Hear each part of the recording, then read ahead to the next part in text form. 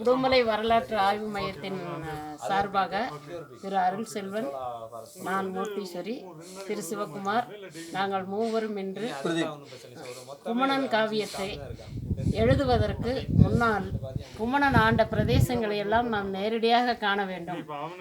ஏனென்றால் இலக்கியத்தில் சொல்லப்பட்டிருக்கிறது, பெருஞ்சித்திரனார், புலவர் பெருஞ்சித்திரனார் 7 நாட்கள் மலைக்குள் நடந்து குமணனை ஒரு குகையிலே கண்டார் என்று இலக்கியம் சொல்லுகிறது.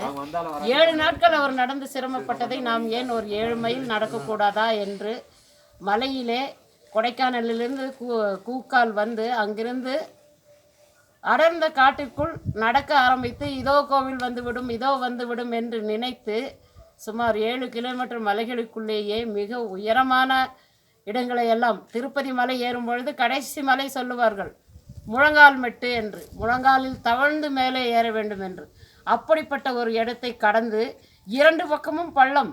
வலது பக்கம் பார்த்தால் குதிரையாறு அணை தெரிகிறது, வலது பக்கம் பார்த்தால் பள்ளமாக இருக்கிறது, ஒரு ஒத்தையடி பாதை.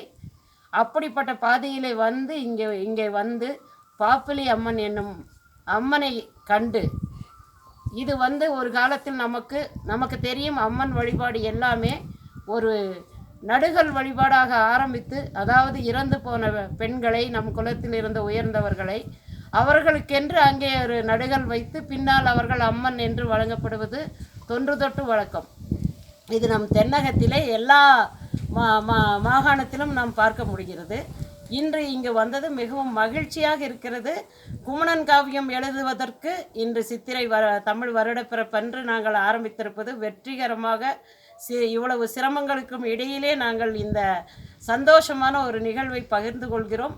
ஒவ்வொரு இடமும், குமணம் சார்ந்த ஒவ்வொரு இடத்தையும் நாங்கள் நேரடியாக கள ஆய்வு செய்து தகவல்களை திரட்டி அந்த காவியத்தை முடிந்த அளவு ஆதாரங்களோடு சமர்ப்பிப்போம் என்று கூறிக்கொள்கிறோம். நன்றி, வணக்கம்.